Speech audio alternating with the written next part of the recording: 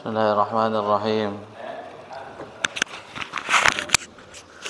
Assalamualaikum warahmatullahi wabarakatuh. Alhamdulillah ala ihsanih wa syukru lahu ala taufiqi wa imtinanih.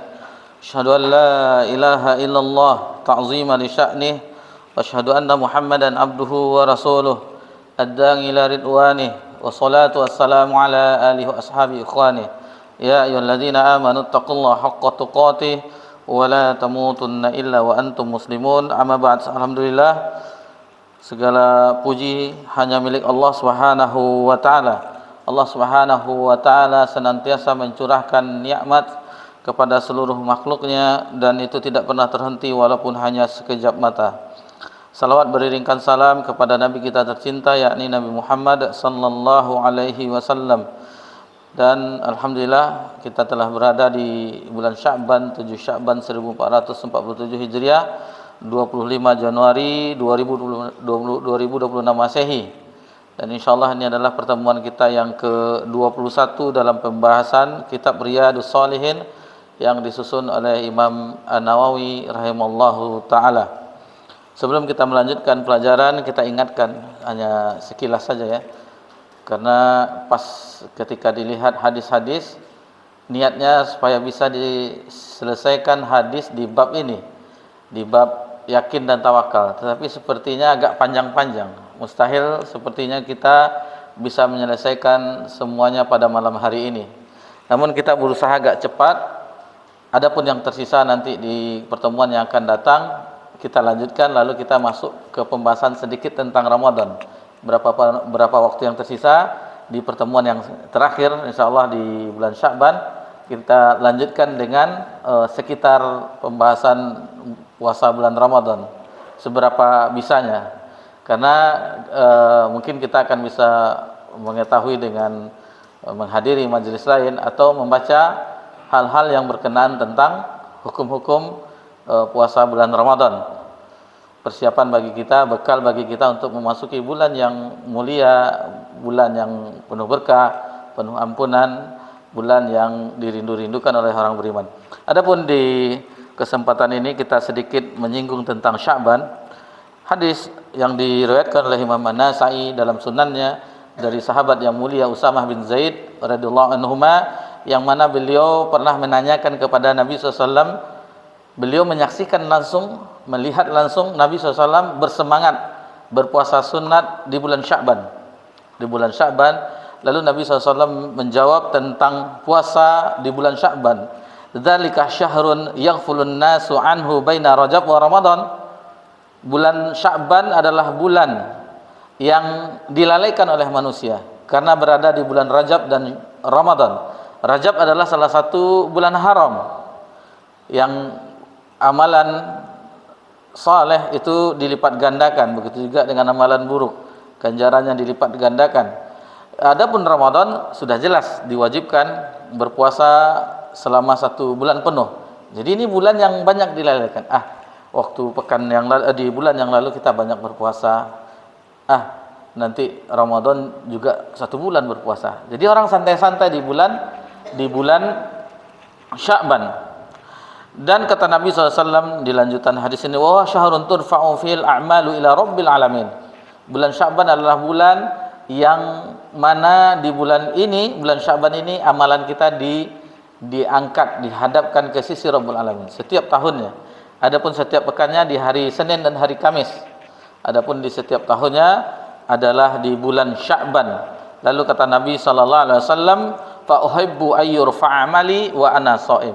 Dan aku amatlah suka, kata Nabi SAW, ketika amalku dihadapkan ke sisi Rabbul Alamin, aku sedang berpuasa. Aku sedang berpuasa. Dan begitu juga dengan Ummul Mukminin Aisyah radhiyallahu anha juga menyebutkan, riwayat Bukhari dan Muslim, bahwasanya Nabi SAW itu selain di bulan Ramadan, beliau bersemangat berpuasa di bulan Sya'ban. Ungkapan ulama terdahulu itu sampai menutup tokonya di bulan Ramadan. Di bulan Sya'ban, menutup tokonya, sibuk dengan tilawah dan puasa. Bahkan sebagian mereka ada yang menyebutkan bahwa bulan Sya'ban syahrul qura, Sya'ban itu adalah bulannya para qori, orang tilawah Al-Quran. Jadi sudah mulai startnya di bulan Rajab, di bulan Sya'ban digas lagi, dan ketika di Ramadan itu menikmati ibadah kepada Allah Subhanahu wa taala. Sudah dilatih di bulan Rajab, di bulan Sya'ban, atau mungkin di Rajab kita terluput, Sya'ban ini masih ada kesempatan sekitar 3 pekan lebih kurang, maka usahakan perbanyak puasa sunat dan perbanyak tilawah, dan insyaallah di Ramadan Allah mudahkan nikmat beribadah di bulan Ramadan. Tetapi kalau tidak kita latih sekarang, ketika memasuki Ramadan agak berat, ditambah lagi buka puasa, tarawih malam harinya agak berat. Tetapi kalau sudah biasa di bulan ini kita latih, sebagaimana Nabi SAW, di mana manusia lalai, Nabi berbuat taat kepada Allah Subhanahu wa taala. Kemudian yang kita bisa ingatkan di bulan Sya'ban adalah bulan yang mana batas terakhir bagi yang masih ada hutang puasa, mengqadha puasa, baik itu wanita haid, nifas, atau kita yang diantara kita yang sakit di bulan Ramadan itu sehingga tidak bisa berpuasa, atau yang safar, misalnya pulang kampung nyetir sendiri lalu tidak berpuasa, itu dibolehkan. Jadi bagi yang sakit atau yang safar itu boleh tidak berpuasa. Cuman bagi yang sakit, marid au ala safarin fa iddatu min ayamin ukhra, ganti di hari yang lain. Belum sempat kita mengganti di bulan-bulan sebelumnya, ini terakhir. Karena waktu cepat berlalu, dikhawatirkan belum lunas mengqadha Ramadan 1446 Hijriah. Tahu-tahunya ini insyaallah akan memasuki Ramadan 1447 Hijriah. Ini diperhatikan, dengan ini tanyakan kepada mungkin istri, anak perempuan yang sudah baligh dan seterusnya, diingatkan tentang hal ini. Kita tanyakan sebagai kita kepala keluarga, kalau sudah di bulan-bulan sebelumnya, alhamdulillah. Kemudian faedah di dalam kitab Lataiful Ma'arif, Ibnu Rajab Hambali itu mengungkapkan, beliau mengkiaskan memperbanyak puasa di bulan Sya'ban itu ibarat salat sunat rawatib. Salat sunat rawatib yang qabliyah dan ba'diyah, yang mana itu memiliki keutamaan melebihi salat sunat mutlak. Salat sunat mutlak, kemudian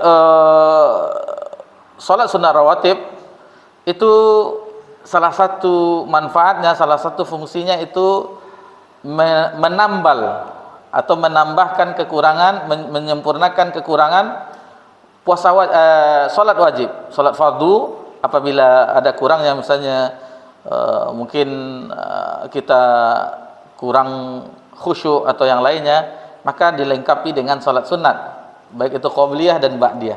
Kata Ibnu Rajab Hambali dalam kitab Lataiful, begitu juga dengan puasa sunat di bulan Sya'ban, itu seperti qabliyah sebelumnya. Adapun ba'diyahnya adalah puasa 6 di bulan Syawal. Itu fungsinya, manfaatnya adalah menyempurnakan puasa fardu di bulan Ramadan.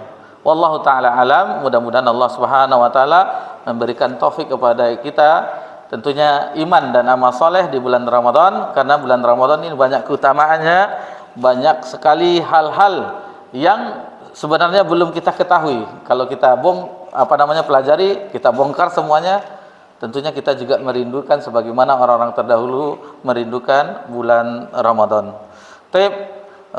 Insyaallah kita lanjutkan pelajaran kita. Kita masih di bab yakin dan tawakal, bab yang ke-7, yakin dan tawakal.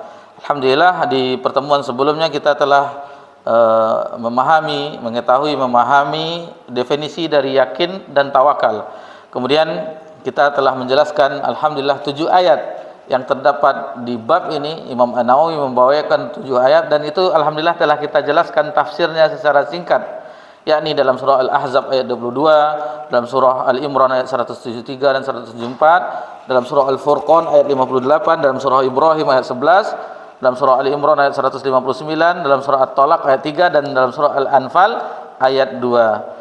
Insyaallah di malam ini kita akan bawakan hadis-hadis, kita pelajari bersama-sama hadis yang terdapat di bab yang ke-7 ini, bab yakin dan tawakal. Fadhal. Iqra. Agak cepat sedikit supaya banyak dapatnya. Karena ini sepertinya tidak bisa sekarang ini kita selesaikan, berapa sanggupnya saja. Fadhal.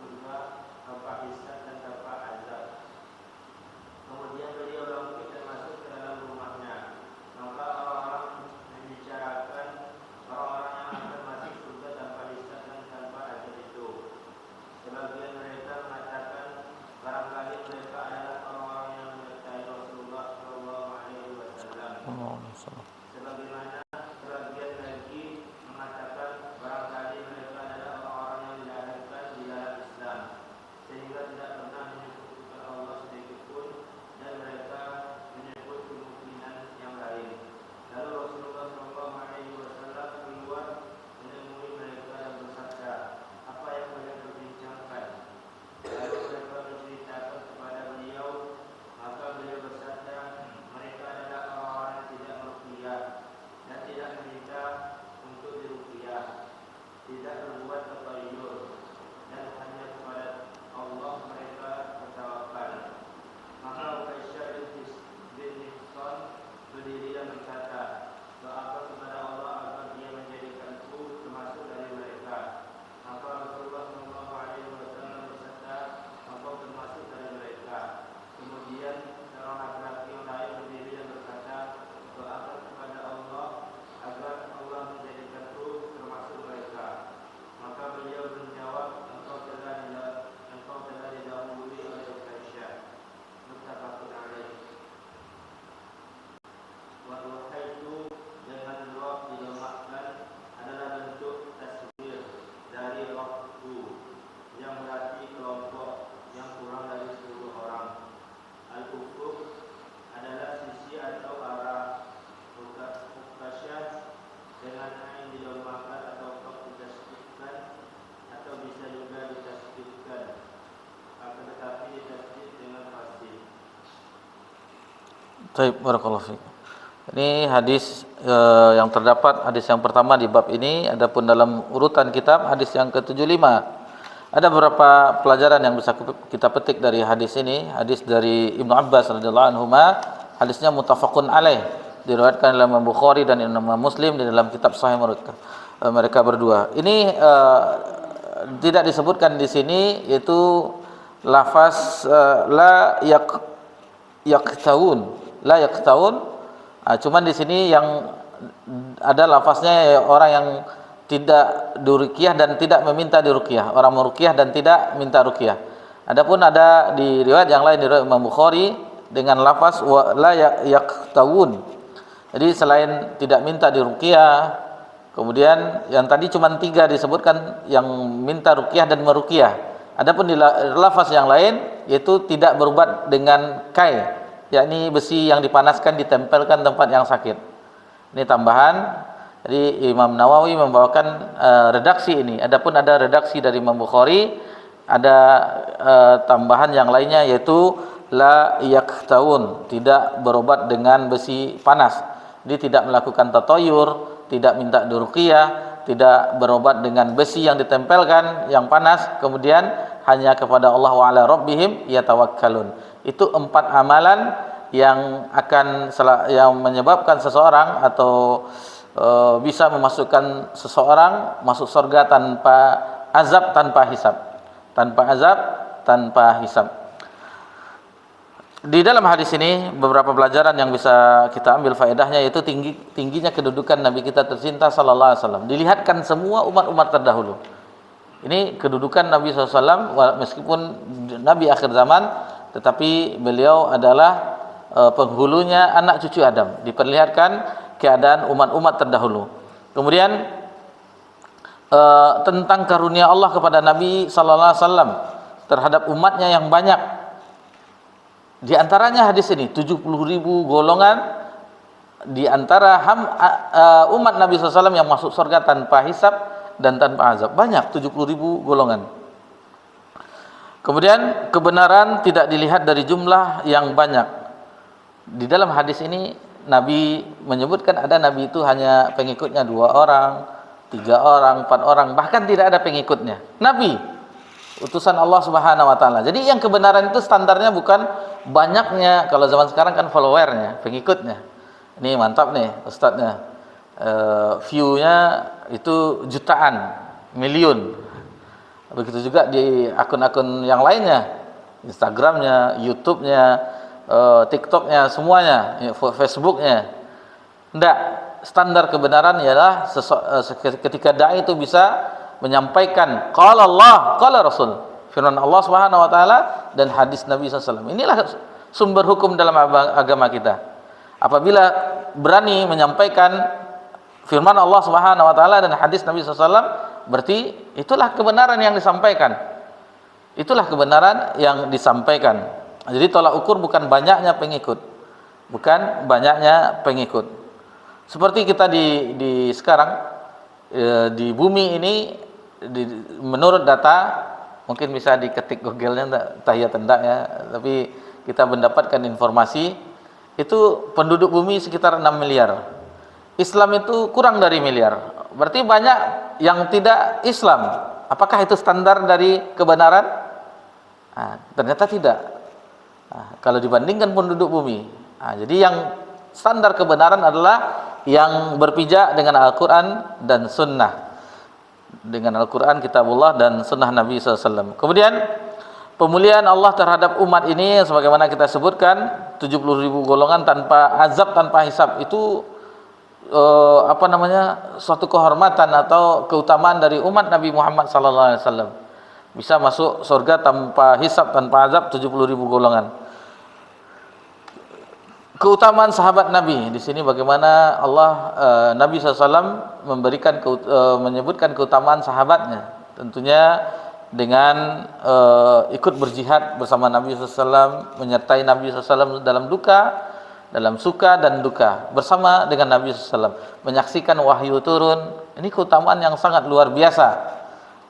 Sebagaimana ungkapan Ibnu Mas'ud radhiyallahu anhu, Allah memilih hati hambanya yang paling bersih untuk mengemban risalah, maka didapati hati Nabi Muhammad SAW yang paling bersih di antara hambanya, maka diturunkan risalah kepada Nabi SAW. Lalu Allah memilih hati yang paling bersih setelah Nabi SAW, maka didapatkanlah hati-hati para sahabat, itu Abu Bakar, Umar, dan seterusnya yang mendampingi Nabi SAW. Ini keutamaan mereka radhiyallahu anhum ajma'in. Kemudian di dalam hadis ini ada disebutkan keutamaan orang yang lahir dalam keadaan Islam. Bagaimana mereka tidak pernah tersentuh dengan kebiasaan jahiliyah. Sebagaimana disebutkan oleh sahabat ketika Nabi menyebutkan ada umatnya yang masuk surga tanpa hisab, tanpa azab, 70.000 golongan. Lalu Nabi masuk ke dalam kediamannya, di dalam tendanya, dalam kemahnya. Lalu sahabat, ini mungkin orang yang begini, ini mungkin orang yang begini. Ini salah satu hukum. Kita ketahui bahwasanya kalau tidak ada nasnya dijelaskan oleh Nabi SAW, boleh berijtihad. Nabi belum menyebutkan, tapi para sahabat mengungkapkan di sini, mungkin dia yang lahir di dalam Islam tanpa berbuat syirik kepada Allah, atau barangkali mereka adalah orang-orang yang senantiasa menyertai Nabi SAW, sebagaimana yang terdapat di dalam hadis yang baru saja kita dengarkan bersama-sama. Kemudian di antara cara metode, ini metode belajar, mungkin di antara kita ada yang tenaga pendidik, jadi dosen, jadi guru, atau mubaligh. Ini salah satu metodenya, yaitu dengan cara mengangkat suatu problem, permasalahan. Seperti Nabi SAW mengangkat sesuatu tema, judul pembahasan dengan adanya umat ini yang masuk surga tanpa hisab, tanpa azab, sebanyak 70.000 golongan. Jadi metode biasanya kalau di kampus mungkin atau di sekolah atau dimanapun, dengan mengangkat judul-judul atau dibuat artikel-artikel, makalah, nanti dibahas, dipresentasikan, dan seterusnya. Baik. Kemudian bolehnya bagi seorang guru bertanya pada muridnya. Dalam hal ini Nabi SAW bertanya kepada para sahabat, tidak masalah bertanya, dan bahkan Nabi kadang-kadang memulai dengan pelajarannya dengan bertanya, seperti atadruna man muflis, apakah kamu mengetahui siapa itu orang yang bangkrut? Dengan pertanyaan. Jadi mengajak, jadi suasana kelas itu hidup jadinya. Jadi metode-metode, ada metode ceramah, ada metode ini banyak bagi yang mungkin mengambil profesi tenaga pendidik, maka ini dipelajari metode-metodenya. Di dalam hadis ini disebutkan keutamaan tawakal, wa ala rabbihim yatawakkalun, dan hanya kepada Rabbnya mereka bertawakal. Kemudian di sini larangan yang menjauhi meminta ruqyah, orang meruqyah, kemudian orang yang tatoyur, melakukan tatoyur, yaitu menganggap sial dengan terbangnya burung. Jadi orang dahulu ketika ingin melakukan safar, misalnya berdagang ke Syam atau berdagang ke Yaman, itu orang-orang Quraisy dahulu menerbangkan burung. Kalau burung itu terbang ke kanan, ini berangkat. Kalau burung itu terbang ke kiri, ini tidak berangkat, sial. Ini namanya tatoyur. Diambil dari kata burung, berasal dari burung yang terbang. Begitu juga dengan istilah lainnya di dalam agama kita, tasya'um, merasa pesimis dengan ini, menabrak kucing. Ini takut, ini kan ini orang kita kan nabrak kucing takut, diambilnya singletnya lalu dikuburkannya, nanti sial. Enggak ada. Namanya kucing melintas tertabrak, kecuali dikejar kucing itu ditabrak sengaja ya. Atau dengan ada kebiasaan-kebiasaan berkedipnya mata, ini tanda begini dan seterusnya. Ini tidak boleh, tidak ada landasannya, tidak ada ditunjukkan dengan ini masuknya kupu-kupu ke dalam rumah, tanda karena datang tamu. Jangan duduk di atas bantal, nanti bisulan. Ini jadi ini sebenarnya orang tua kita dulu mengajarkan adab ya. Jadi bantal itu di tempat kepala, ini diduduki. Sebenarnya jangan makan di depan pintu, lambat dapat suami, kan itu, karena gadis perawan. Sebenarnya masa kita makan di luar, nampak semua orang kan tahu makan gitu kan itu. Sebenarnya adab, mengajarkan adab orang-orang tua kita terdahulu. Kemudian yang bisa kita pelajari di sini yaitu memanfaatkan kesempatan yang sebaik-baiknya. Seperti Ukasyah, ketika ada kesempatan, Nabi menyebutkan tidak diminta tatoyur, orang yang tidak melakukan tatoyur, tidak minta ruqyah, tidak berobat dengan kai, dan hanya kepada Allah bertawakal. Lalu Ukasyah meminta doa kepada Nabi SAW agar masuk golongan tersebut. Lalu kata Nabi bahwasanya Ukasyah bin Mihsan masuk dalam golongan tersebut. Maka setelah itu barulah yang lain berdiri. Nabi menjawab dengan bentuk bagaimana Nabi SAW kalimatnya yang sangat indah, sabaqaka biha Ukasyah, engkau telah didahului oleh Ukasyah. Maksudnya Nabi tidak menolak mentah-mentah, kamu tidak masuk, enggak, tetapi jawaban yang sangat, bahasa yang sangat indah digunakan oleh Nabi SAW. Engkau telah didahului oleh Ukasyah. Kemudian dari hadis ini tentunya kita mengetahui keutamaan sahabat Ukasyah bin Mihsan, yang dengan ini tentunya beliau masuk surga tanpa hisab dan tanpa azab sebagaimana di dalam hadis ini. Jadi selain 10 sahabat yang dijamin masuk surga, Abu Bakar fil jannah, Umar fil jannah, dan seterusnya, 10 sahabat yang dijamin masuk surga, ada sahabat-sahabat itu yang dikabarkan di hadis-hadis yang lain masuk surga. Seperti ini Ukasyah bin Mihsan, Bilal yang mana Nabi SAW pernah menanyakan amalan apa yang dilakukan sehingga terdengar bunyi sendal Bilal di sorga, itu menandakan Bilal di sorga. Dan para sahabat itu ada yang seperti dibangunkan istana di sorga, rumah di sorga, seperti untuk Khadijah binti Khuwailid radhiyallahu anha. Berarti yang disebutkan oleh Nabi tersebut, mereka itu di sorga nanti kelak di hari kiamat. Baik, lanjut ke hadis berikutnya.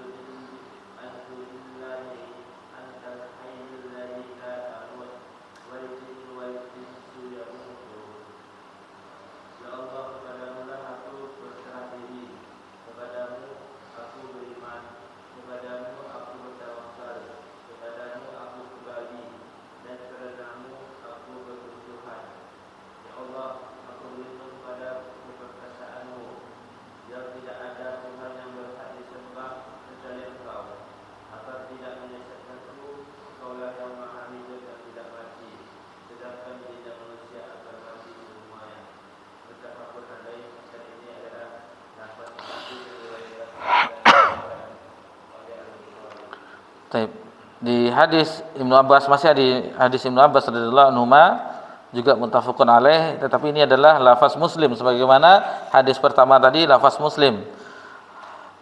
Pelajaran yang bisa kita petik dari hadis ini, salah satu doa Nabi SAW, perhatikan bagaimana Nabi SAW berdoa, ada di situ bertawakal. Allahumma anta aslamtu wa bika amantu wa alaika tawakkaltu.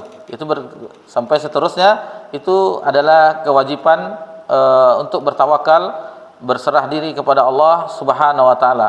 Sebab Allah Subhanahu wa taala itu menyandang sifat-sifat. Allah memiliki sifat-sifat kesempurnaan dan hanya Dialah yang dapat dijadikan tempat untuk bersandar. Itu perhatikan bagaimana Nabi berdoa mengagungkan Allah Subhanahu wa taala pada doa Nabi ini.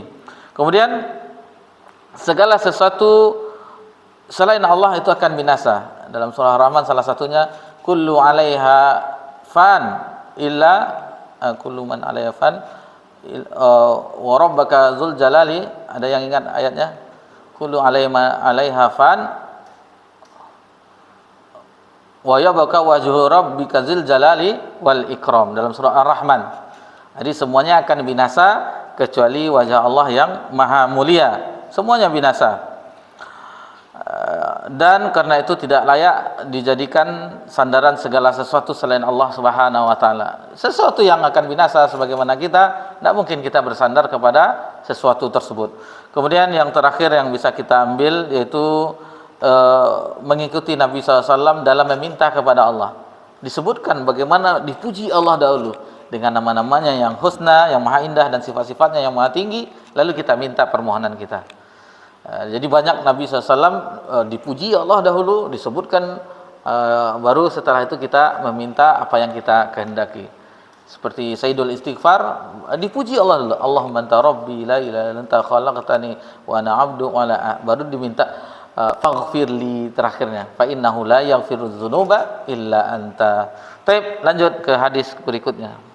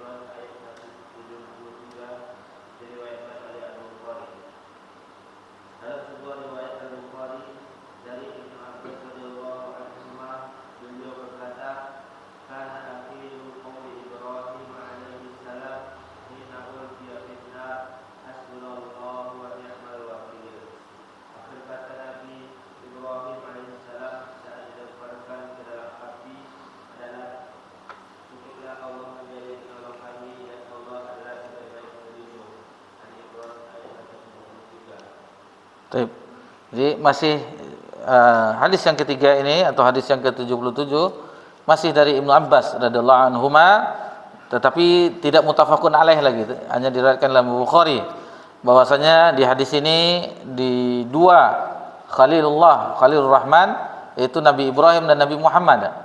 Dua kekasih Allah, Khalilur Rahman, itu Nabi Ibrahim dan Nabi Muhammad SAW, bagaimana bertawakal kepada Allah, bertawakal dengan penuh. Ketika Nabi Ibrahim mau dicampakkan atau dibakar, maka mengucapkan ini, hasbunallah wa ni'mal wakil. Hasbunallah wa ni'mal wakil. Begitu juga Nabi SAW juga mengucapkan ini ketika di dalam peperangan yang mana musuh akan menyerang.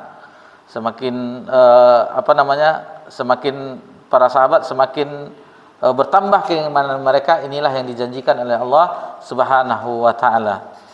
Jadi ini keutamaan tawakal dan sangat dianjurkan pada situasi kritis. Situasi kritis bagaimana ini menyangkut masalah nyawa, hilangnya nyawa, maka ucapkan ini kalimat diantaranya yang membuat tawakal itu sempurna, yaitu kalimat yang disebutkan, dan ini terdapat di dalam surah Ali Imran ayat 103, hasbunallah wa ni'mal wakil. Cukuplah Allah menjadi penolong dan Allah adalah sebaik-baik penolong.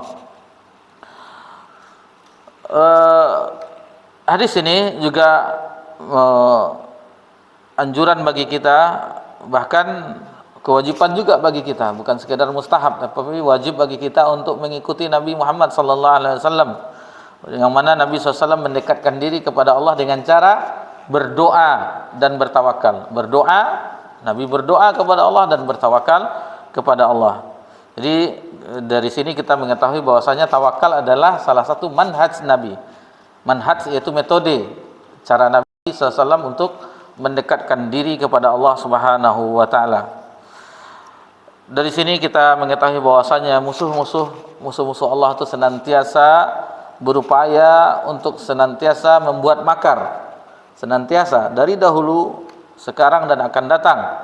Mereka senantiasa agar memalingkan umat Islam tidak beriman kepada Allah Subhanahu wa taala.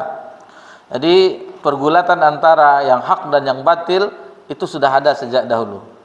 Sampai dunia ini dihancurkan oleh Allah, dibinasakan oleh Allah, itu akan tetap ada pergulatan antara yang hak dengan yang batil. Pengikut kebenaran dan pengikut kebatilan. Terkadang kebenaran itu banyak jumlahnya, terkadang sedikit jumlahnya. Kalau tidak mau kita dengan kebenaran, Allah akan pilih hambanya yang lainnya untuk menerima kebenaran tersebut. Lanjut ke hadis berikutnya, hadis keempat atau hadis yang ke-78.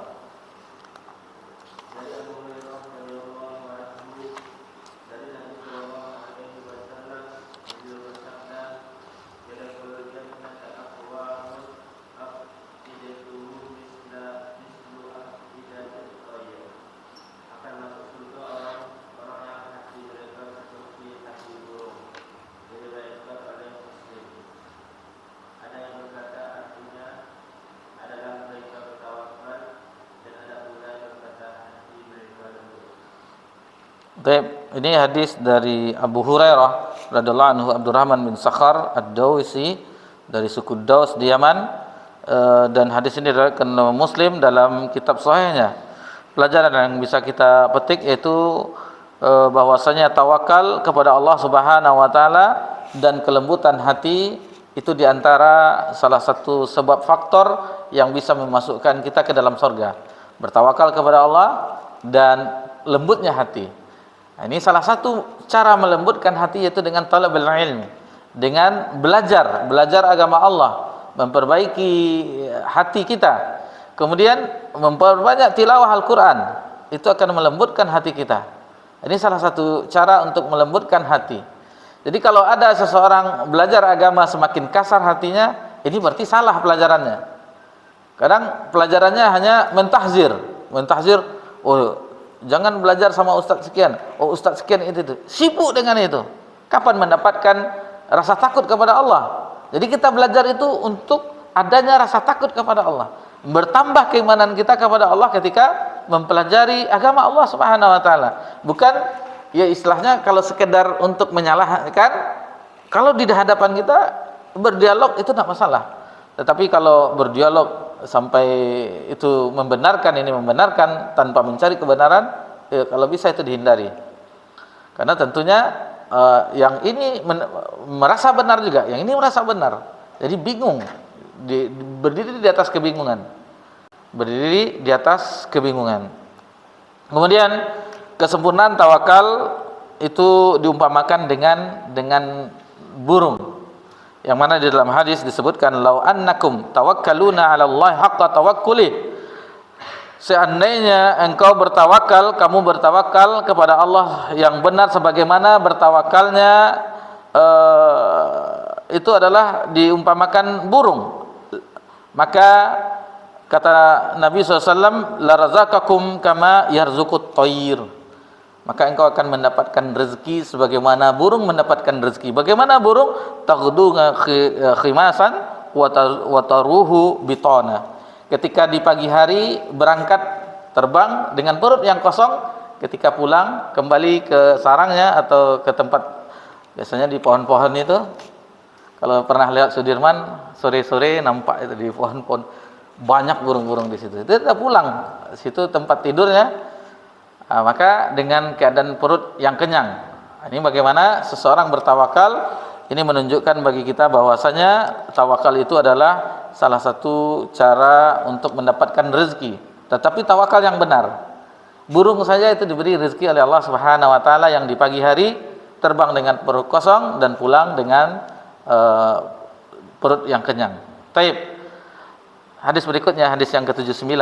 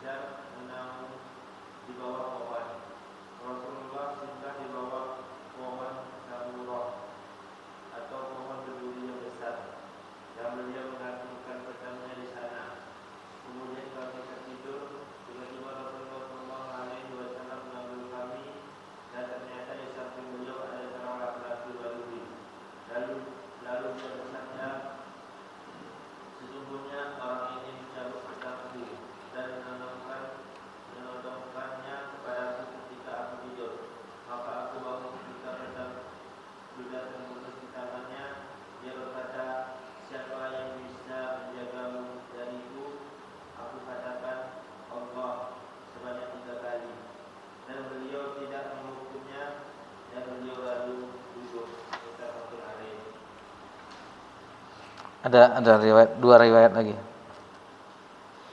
Dalam satu riwayat Jabir berkata, "Kunna ma'a Rasulillah sallallahu alaihi wasallam bi zatil riqai, fa idza ataina 'ala syajaratin dhalilatin taraknaha li Rasulillah sallallahu alaihi wasallam, faja'a rajulun minal musyrikin wa sayfu Rasulillah sallallahu alaihi wasallam mu'allaqun bis syajarah, faqtaratahu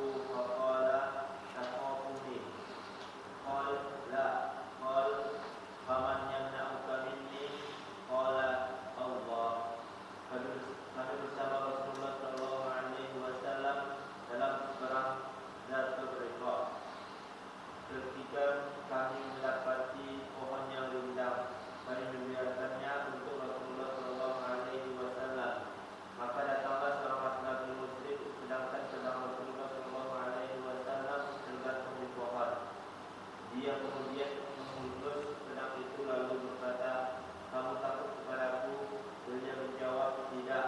Dia berkata, siapa yang akan menjagamu dariku? Beliau menjawab, Allah.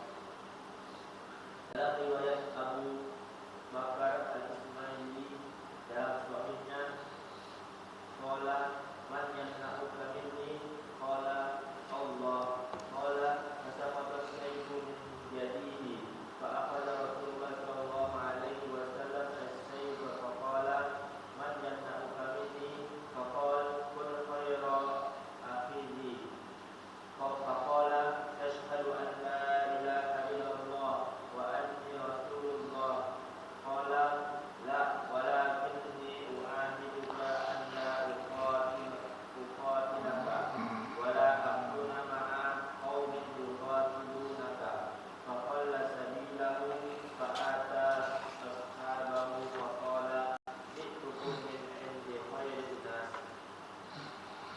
Maka dia bertanya, siapa yang akan melindungimu dariku? Beliau menjawab, Allah. Dia berkata, maka tiba-tiba pedang itu terlepas dari tangannya. Lalu Rasulullah SAW mengambil pedang tersebut dan balik bertanya, siapa yang akan melindungimu dariku? Maka dia berkata, jadilah engkau sebaik orang yang memegang pedang. Lalu beliau bertanya, engkau mau bersaksi bahwa tidak ada yang berhak disembah kecuali Allah dan bahwa aku ini Rasulullah? Dia menjawab, tidak. Akan tetapi aku berjanji kepadamu bahwa aku tidak akan memerangimu dan tidak akan bersama orang-orang yang memerangimu. Maka beliau melepaskannya. Lalu orang itu pergi menemui teman-temannya dan berkata, aku datang kepada kalian dari hadapan orang yang paling baik. Al-Ilahu adalah pohon berduri. As-Samawatu dengan sin difathahkan dan mim didomah adalah pohon berduri yang besar. Ishtaratus sayfa adalah menurut pedang tangannya. Sultan dengan sod difathahkan dan domah adalah terus. Baik, hadis yang ke-79 ada 3 riwayat dari Jabir bin Abdullah, ada riwayat juga dari Abu Bakar Ismail. Yang kita simpulkan ada beberapa faedah dari 3 riwayat di hadis yang ke-79 ini. Yang pertama adalah keberanian Nabi SAW dan keteguhan hati beliau ketika menghadapi bahaya, dan kepercayaan penuh serta tawakal beliau SAW kepada Allah Subhanahu wa taala. Sedang saat genting pun seperti itu, dihunuskan pedang, tidak ada takut Nabi SAW karena telah bertawakal kepada Allah. Dan begitulah Nabi SAW seorang yang pemberani. Pernah terjadi suara yang keras di Madinah, lalu penduduk Madinah, para sahabat keluar. Tahu-tahunya Nabi SAW itu sudah kembali dengan keadaan yang sudah membawa alat-alat seperti pedang dan seterusnya. Itu keberanian. Kata Nabi, aman, kata Nabi SAW. Ini keberanian Nabi SAW. Kemudian dalam hadis ini yaitu kecintaan Rasulullah SAW, Nabi kita tercinta, dan para sahabat jihad di jalan Allah. Jadi Ghazah itu perang yang Nabi ikut. Adapun Sariyah Nabi tidak ikut, tetapi itu adalah kelompok orang pasukan yang dikirim oleh Nabi SAW, Sariyah. Pelajaran yang berikutnya yaitu diperbolehkan bagi pasukan untuk berpencar kalau sudah aman. Misalnya ada yang memilih di sini, diperbolehkan. Itu kalau sudah keadaan aman. Adapun masih dalam keadaan perang, tentunya tidak boleh mereka berpencar. Kemudian pengaruh tawakal kepada Allah terbukti dengan keberhasilan keluar dari kesulitan. Ini bukti dari tawakal kepada Allah. Kemudian faedah berikutnya yaitu perlindungan Allah kepada nabinya sallallahu alaihi wasallam, yang mana Allah melindungi nabinya. Kemudian boleh memberitahu apa yang telah dilalui, yang telah dialami. Jadi sebagaimana Nabi menceritakan tentang apa yang dialaminya, asalkan jangan ria. Nanti kita ceritakan, tadi malam saya bangun jam 3 malam lalu saya salat. Ini bahaya, ria. Asalkan tidak ada ria, unsur rianya, silakan untuk menceritakan hal yang dilalui kepada sahabat atau teman-teman. Kemudian boleh menggantungkan senjata jika sudah terjadi peperangan, diletakkan senjata, digantungkan, itu boleh. Kemudian dari hadis ini bagaimana kesegeraan sahabat radhiyallahu anhum ketika Nabi menyeru mereka. Pelajaran berikutnya, pemimpin atau panglima perang ikut serta dalam pertempuran. Sebagai nama Nabi SAW ini ikut, malahan Nabi itu di barisan terdepan. Kemudian dari hadis ini juga kita mengetahui sifat pemaaf Nabi SAW. Ketika Nabi yang memegang pedang lalu dihunuskan kepada orang yang tadi, lalu Nabi memaafkannya, dan ini adalah bentuk kemuliaan akhlak Nabi kita tercinta sallallahu alaihi wasallam. Selain ibadah kita kepada Allah, selain seterusnya akhlak kita juga kita usahakan menjadi akhlak yang mulia. Tentunya kita belajar agama Allah Subhanahu wa taala, selain memperbagus ibadah kita kepada Allah, tentunya nampak dari kepribadian kita yaitu pribadi yang berakhlak mulia. Hadis yang terakhir yang bisa kita pelajari, hadis yang ke-80. Fadal. Satu lagi.